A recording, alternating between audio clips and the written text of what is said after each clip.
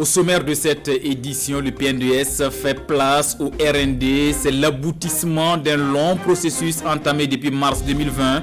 Les grandes orientations du nouveau référentiel national de développement seront connues dès demain à l'issue des assises nationales qui se tiennent ce mardi matin.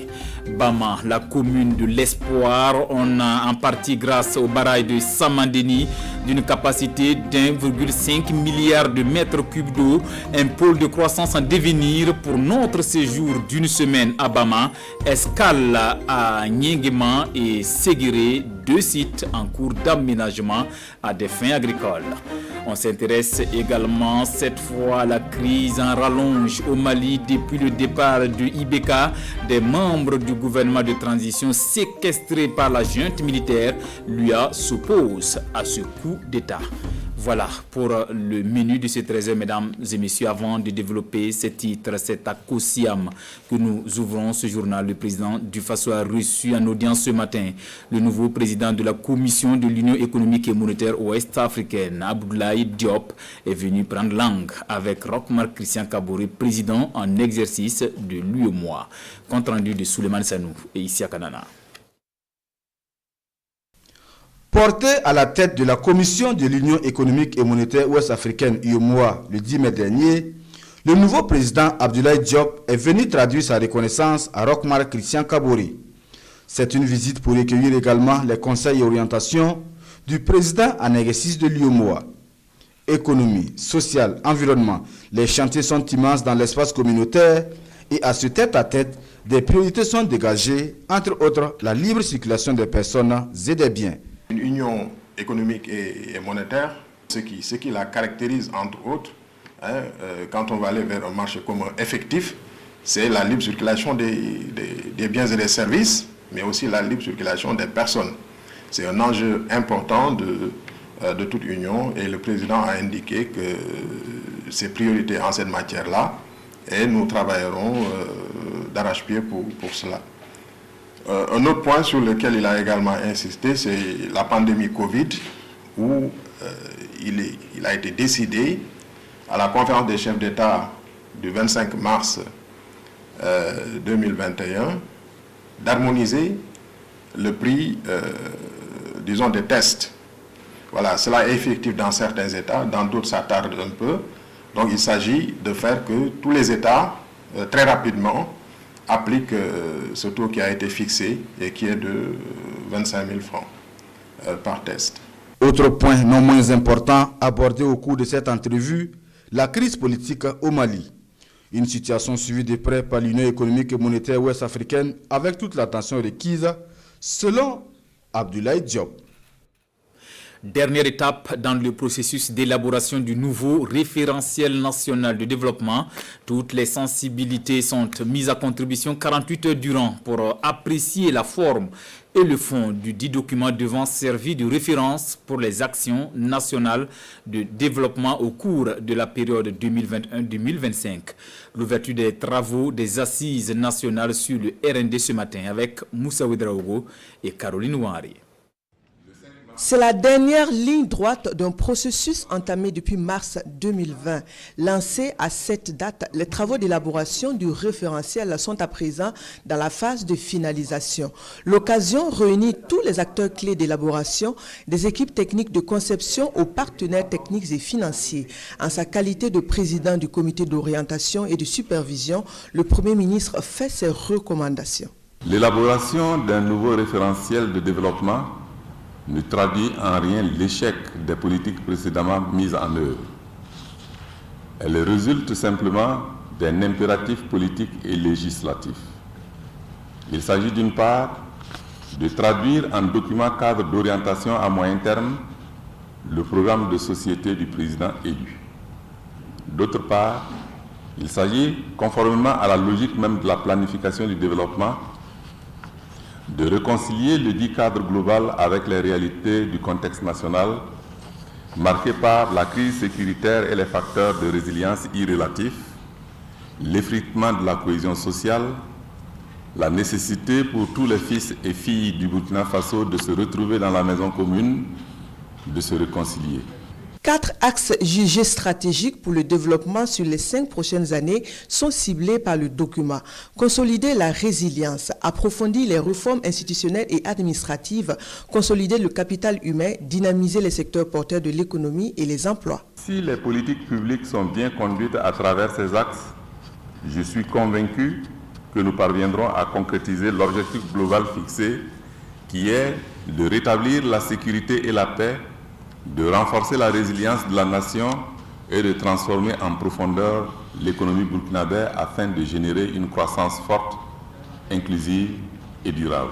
Contexte sécuritaire oblige, les aspects de consolidation de la sécurité et de la paix sont aussi des éléments phares du nouveau référentiel. Il en est de même pour la promotion du vivre ensemble. Cap sur Tougan dans le Sourou, la cité de Toua a vibré au rythme du Festival international de lutte africaine, danse et chant traditionnel 10e édition. À l'occasion, les producteurs ont aussi pris leur quartier pour une exposition des produits agro-silvopastoraux. Le Sourou donne à voir ses potentialités. Ambiance dans ce reportage de Ida Dabiré, Claude Ouedraogo et Draman Sow. Le ministre du Commerce lance ainsi l'exposition des produits agro-silvopastoraux en marge de la 10e édition du FESTILADC, Festival international de lutte africaine, danse et chant traditionnel à Tougan. Plusieurs potentialités du Sourou sont présentées aux visiteurs. En visitant les stands et en regardant donc ce qui est fait ici, c'est une preuve supplémentaire que la Coupe du Monde est le grenier de Burkina Faso et qu'il y a davantage donc, des potentialités à pourvoir pour peu que nous continuions à renforcer donc, les capacités donc, de production de différents acteurs. Je vois le génie du Burkina à travers un festival ou une foire qui se dit agro-silvopastorale. Je suis assuré que les populations du Sourou sauront tirer grand profit de sa présence parmi elles. Pour la promotrice, la foire qui se tient dans un contexte sécuritaire et sanitaire difficile est un appel à la résilience des populations du Sourou.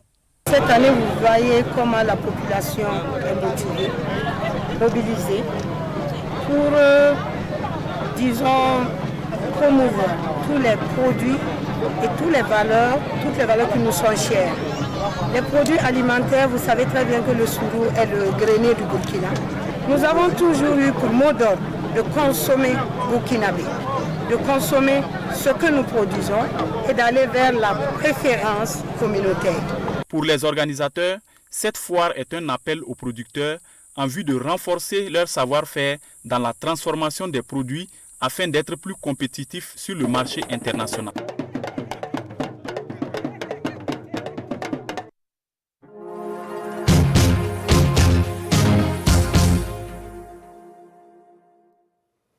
Vous l'avez compris, une semaine à Bama, au deuxième jour de notre séjour dans cette commune des Hauts-Bassins de la province du Houé. Nous sommes aux abords de Samandéni, le troisième plus grand barrage du Burkina inauguré le 30 novembre 2019 par le président du Faso. Samandéni a une capacité d'1,5 milliard de mètres cubes d'eau, ce qui donne des possibilités d'aménagement à grande échelle sur 2 sites, 600 hectares en cours d'aménagement à Niengema et 180 hectares sur le site de Séguéré.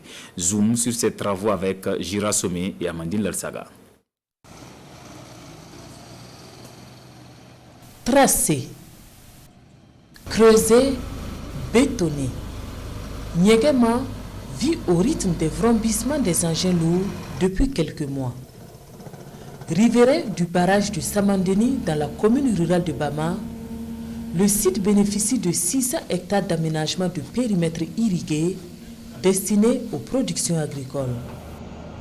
Des aménagements réalisés par le programme de développement intégré de la vallée de Samandéni. Aménagement entrant dans le cadre de la valorisation du barrage. Le barrage a permis de mobiliser une grande quantité d'eau et cette eau sera utilisée pour sécuriser la production agricole. Donc les aménagements que vous voyez là permettront déjà d'assurer une maîtrise totale d'eau des campagnes de production agricole 12 mois sur 12. Sur ce site, nous avons 2 types d'exploitants qui bénéficieront des parcelles aménagées. Il s'agit dans un premier temps des exploitants de type paysanat qui seront attributaires de superficie allant de 0,5 à 1 hectare. À côté de cela, il y aura des exploitants de type entrepreneurs agricoles qui seront également installés et qui vont apporter la technologie. Séguéré, à quelques pas de là, est aussi un chantier. Ici, 180 hectares sont en aménagement, taux d'exécution 42%. Des ouvrages tous prévus pour être livrés en 2022 pour cette première phase. Pour avoir un peu une idée de l'ampleur du travail, vous avez sur ces sites environ 58 km de canaux d'irrigation à réaliser, dont 34 seront totalement revêtus en béton. Vous avez 85 km de réseau d'assainissement, c'est-à-dire des caniveaux pour drainer les eaux à l'intérieur du périmètre. Vous avez également 110 km de pistes de circulation interne sur le périmètre. Donc, et vous avez également une station de pompage qui sera réalisée. À terme, 21 000 hectares de terre seront aménagés sur 17 sites dans la province du Houé pour la valorisation du troisième plus grand barrage du Burkina. Construit sur le fleuve Moun dans le département de Bama, Samandéni s'étend sur 50 km avec une superficie inondée de 153 km² pour 1,5 milliard de mètres cubes d'eau de capacité. Le barrage réceptionné le 30 novembre 2019 offre des opportunités d'affaires dans plusieurs secteurs d'activité. Il constitue aujourd'hui l'une des principales sources de revenus pour les populations. Et à terme, il sera le poumon économique de la commune rurale de Bama. Et si l'on faisait un tour dans les vergers de la commune de Bama, le village de Diaradougou est réputé pour ses fruits. Des vergers à perte de vue, celui de Karim Bihoun retient notre attention. Vous le verrez, Karim est un jeune producteur de la banane et de la papaye avec un bénéfice annuel de près de 4 millions de francs CFA. Il en parle volontiers à nos reporters Gérard Sommet et Amandine Lalsaga. C'est bientôt les récoltes dans ce verger. Karim Bihoun fait un dernier tour de sa plantation de bananes et de papaye. Une demi-heure après, rien n'a signalé. Mieux, il espère 100 tonnes de fruits après récolte sur sa plantation d'1 hectare. Au niveau de la rentabilité, la papaye est beaucoup rentable. Seulement, à un certain moment donné, le marché de la papaye est un peu saturé. Parce que comme vous le voyez comme cela, vous pouvez le récolter pendant 1 mois. Voilà, vous continuez de le récolter chaque semaine. Par contre, le régime des bananes, dès que vous le coupez seulement, lui c'est fini. Il faut attendre le deuxième cycle pour pouvoir récolter. La rencontre de Karim Bihoun avec l'agriculture est liée à ses vacances scolaires de 2002. Cette année-là, il apprenait aux côtés de son père les différents types de cultures sur de petites superficies. Et après son BEPC, il décide de s'engager dans l'entrepreneuriat agricole. C'est vraiment pour ne pas rester aussi à attendre chaque fois les concours que nous sommes venus vraiment ici à Diaradougou. Non, aujourd'hui, pas de regrets. Voilà, je ne regrette rien parce qu'à un certain moment donné, quand j'ai quitté ici, je rentre à Bobo, je n'ai pas trouvé que non. Voilà, mes amis étaient toujours sur le thé, en train de siroter le thé, qu'ils attendaient toujours les concours. Et en ce moment, moi, j'étais vraiment en avance. Voilà, j'arrivais vraiment à gagner quelque chose et c'était le plus important. Aujourd'hui, j'ai pu gagner ma vie dans ça, marier une femme, avoir des enfants, j'ai pu vraiment m'installer. Donc, je rends grâce à Dieu, je n'ai aucun regret. À Bama, Karim Bihoun est devenu un véritable gentleman farmer à seulement 38 ans. Il emploie pour cette saison 6 personnes. Ici, le bénéfice annuel avoisine 4 millions de francs CFA. Mais pour en arriver là, il lui a fallu surmonter quelques difficultés. Oui. La difficulté, c'est d'abord le financement. Parce que, par exemple, quand tu es venu faire la banane, moi, par exemple, quand j'étais venu la première année pour faire la banane, je n'ai pas eu l'argent pour faire la motopompe. On a commencé par le coton. Et pourtant, je n'étais pas venu pour faire le coton. Voilà. Mais je n'avais pas d'argent pour payer la motopompe, le tuyau, tout le consort. On a commencé par le coton d'abord. Après, les frères ont vu que non, j'avais une volonté vraiment d'entreprendre. Voilà, c'est de là qu'ils ont commencé à me soutenir tout doucement. Et aussi, quand tu rentres dans un travail, non seulement le problème financier se pose, mais le problème technique, parce que tu es nouveau dans le domaine. Donc il y a de ces choses que tu ne peux pas comprendre au départ. Et qu'à la fin, parce que l'espérance, on peut avoir l'espérance que quand on dure dans une activité. Installé ici, sur le site de Djaradougou, il projette s'investir dans la culture du riz avec les aménagements en cours pour la valorisation du barrage de Samandini. En attendant, une bonne partie de la production de Karim Bioun est rachetée bord champ par les femmes commerçantes. Bama en image, c'est à voir tout au long de cette semaine avec le duo Gérard Sommet et Amandine Lalsaga. Autre point de l'actualité, 3 présumés délinquants dans les mailles de la police nationale, cambrioleurs de domicile. Ces malfrats sont spécialisés dans le vol à main armée dans les quartiers de Bonam, Pissin, Sissin et Sondogo dans l'arrondissement de Boulmiougou. Âgés de 19 à 24 ans, ils sont aux arrêts et présentés à la presse ce matin. Issa Kafando, bienvenue à Onsa. Âgés de 19 ans pour le plus jeune de ces présumés malfrats. Leur terrain d'opération, les quartiers Bonam, Pissi, Sissé et Sondego. Spécialisés dans le vol à main armée et le cambriolage de domiciles et de commerce, plusieurs mois d'investigation auront permis de mettre la main sur ces 3 individus, selon le commissaire de police Youssouf Dianda de l'arrondissement de Boulmiougou. Armés de leurs fusils Kalachnikov et d'un pistolet automatique, de couteaux et d'arrache-clous, ils tiennent en respect leurs victimes et les dépossèdent de leurs biens. Ils portent parfois des cagoules pour éviter de se faire identifier facilement. À titre illustratif, quelques victimes ont été identifiées dans les zones suivantes. Dans le quartier Pinsi, la cour de Mme Traoré Awa a été visitée le 2 février 2021 et une somme d'argent d'une valeur de 6 millions de francs CFA et un vélomoteur de marque Yamaha Force X ont été emportés. Au palmarès de ces hommes, des accointances avec des terroristes, des morts d'hommes et d'importants biens subtilisés comme ces objets. Pour une suite judiciaire, ils seront présentés devant le procureur du Faso près du tribunal de grande instance de Ouagadougou, foi du commissaire Dianda. Cette femme peut repartir avec sa moto, mais entrer en possession de l'importante somme d'argent emportée à son domicile reste une interrogation. Respectons les mesures barrières si l'on veut bien éviter un nouveau tour de vis du Covid-19. Une fois n'est pas coutume, à Boulsa, ce sont des élèves qui s'érigent en donneurs de leçons en sensibilisant la population sur la pandémie du coronavirus. C'était à l'occasion de l'OZEP Culture 2021 de la SEB de Boulsa 3. Le point d'image avec Amadou Ilboudo et Yacouba Kouala.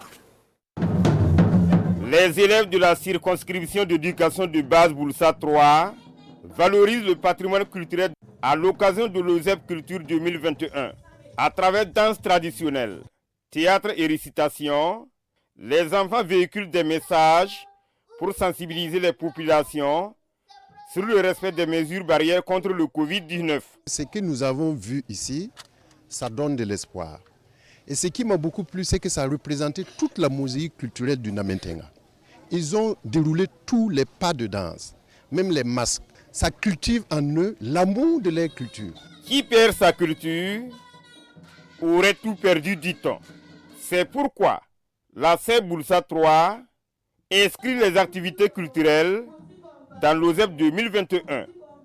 Une façon d'inciter les enfants à cultiver la tolérance, l'amour et le vivre ensemble dès le jeune âge. La culture est en déperdition, il va falloir bien sûr tenter de lui donner son lustre d'antan. Et ça ne saurait passer autrement que par l'école. Pendant que les enfants sont petits, il faut leur inculquer cet amour pour notre culture. Voilà, et au-delà de ça, vous n'oubliez pas l'aspect éducatif de la culture.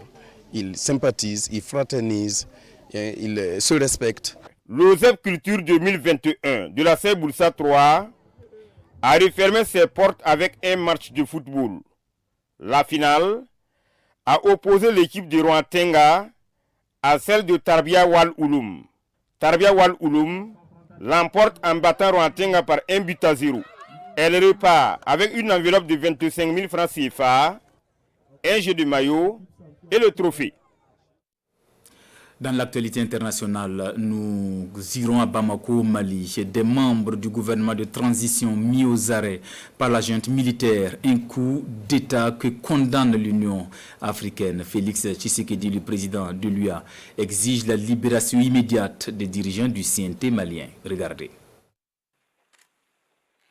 L'Union africaine exige la libération immédiate du président et le premier ministre de la transition malienne. Baoundaou et Mokhtar Ouane ont passé leur première nuit aux mains des militaires dans le camp de Kati près de Bamako. Le président Félix Tshisekedi, dans un communiqué, a condamné cette détention arbitraire qui menace la stabilité du Mali. De son côté, le président de la Commission de l'Union africaine, Moussa Faki Mahamat, a invité les parties maliennes à privilégier l'esprit de dialogue et de responsabilité pour régler les malentendus autour de la mise en place du gouvernement. En effet, ce nouvel exécutif a révélé lundi serait à l'origine de cette poussée de tension à Bamako. Le remplacement de Modibo Koné, anciennement ministre de la Sécurité et de la Protection civile, a cédé son poste au général Mamadou Lamine Ballo. Et le colonel Sadio Kamara s'est vu arracher le ministère de la Défense au profit du général Souleymane Doucouré, ancien chef d'état-major de l'armée de l'air, qui était jusque-là secrétaire général du ministre de la Défense. Du 14 mai 2021, portant nomination. Voilà, et justement, le vice-président Assimi Goïta réagit ce matin sur l'arrestation du président Baoundaou et Mokhtar Ouane. Selon un communiqué lu par un de ses conseillers spéciaux, les deux personnalités arrêtées donc du CNT se sont montrées incapables dans la résolution des revendications des syndicats plongeant le pays dans une crise. Pour le colonel Goïta, ils n'ont pas respecté les clauses de la transition dans le nouveau gouvernement dont la liste a été dévoilée hier. Nous parlons à présent sport et nous irons faire du vélo en territoire béninois. Quelle prouesse de nos étalons cyclistes au 16e tour international du Bénin. Les poulains de Jérémy Ouedraogo ont dominé la compétition. Ils sont de retour au Bercail. Allons les accueillir à l'aéroport international de Ouagadougou. Alain Didier Compaoré. À ce 16e tour international du Bénin, seul le maillot du meilleur béninois a échappé aux étalons cyclistes. Paul Domon et ses coéquipiers ont fait la razzia. 6 étapes, 6 victoires, dont une pour Souleymane Koné, une pour Salifo Yerbanga et 4 pour le maillot jaune, Paul Domon. On est très content d'avoir pu obtenir ce résultat cette année sur le Tour du Bénin. On est tous très heureux et je pense que ça peut aussi se témoigner dans l'accueil chaleureux qui nous a été réservé aujourd'hui par les supporters. Donc vraiment cette joie que les supporters nous ont témoigné aujourd'hui, c'est cette même joie vraiment qu'on avait sur le vélo. C'était une semaine très intéressante avec le collectif. On a pu faire vraiment notre travail au mieux. Et donc voilà, on a mené à bien la mission, donc on est vraiment tous très soulagés d'avoir réussi cette mission. Et c'est tout naturel qu'ils ont été accueillis à leur retour à l'aéroport international de Ouagadougou par les responsables du cyclisme burkinabé. Ce qui est passé au Bénin, c'est du jamais vu. C'est du jamais vu. Vous avez vu, première étape, 6 premiers. D'après ceux qui sont allés à l'école loin, on parle de ça 100%. Donc honnêtement, on est très contents d'eux. Et je profite aussi de dire vraiment, c'est bien vrai que le Burkina Faso a mérité. Le président Ablassé Yamero et sa troupe sont également de la partie. Vous savez, l'Union nationale, c'est pour tous les sports généraux. Ce n'est pas seulement des football. Donc, le courrier, il a parti Bénin pour amener le maillot jaune. Il a gagné le maillot jaune. Donc, c'est pour cela qu'on a là aujourd'hui. C'est le Burkina drapeau qui se lève. Donc, c'est pour cela qu'on a aujourd'hui, depuis 11h, pour l'attendre. Paul Domon succède ainsi à Salifou Yerbanga, lauréat de l'édition de 2018. Une performance qui a également reçu les félicitations du Conseil des ministres. Bravo, nos étalons. Feuilletons à présent les journaux de ce 25 mai à lire à la une l'arrestation du président de la transition malien et de son premier ministre. Et pour quelle raison? Lecture croisée des analystes commentée par Vincent Kendrebiogo. Au Mali, un nouveau gouvernement sur fond de tambouille autour de postes ministériels. Aujourd'hui, OFASO consacre sa une aux dernières nouvelles de la transition politique à Bamako. Hier, quelques heures seulement après la proclamation des nouveaux membres de l'exécutif, des militaires ont fait irruption chez le Premier ministre Mokhtar Ouane, l'ont conduit de force chez le président de la transition Badao avant de convoyer tous les deux au camp militaire de Kati. Mais que veulent encore les bidas en amenant Manu Militari, les premiers responsables de l'appareil étatique des palais à la caserne? Étouffer le bébé gouvernement qui vient de naître pour exiger le retour de ceux qui ont été débarqués? Autant de questions qu'aujourd'hui OFASO se pose. Alors, une tambouille indécente autour de postes ministériels qui prouve que l'intérêt national n'est pas toujours le vrai motif pour ceux qui se battent autour du pouvoir. Le temps des incertitudes, note Sidouaya pour sa part. Le scénario burkinabé est-il en voie de reproduction? Le journal rappelle ainsi le putsch interrupteur de la transition burkinabé en 2015, perpétré alors par les militaires du RSP. Ceci dit, ces arrestations au Mali s'apparentent à un coup d'État, au moment où le gouvernement et la principale organisation syndicale, l'UNTB, étaient à la recherche d'un introuvable consensus.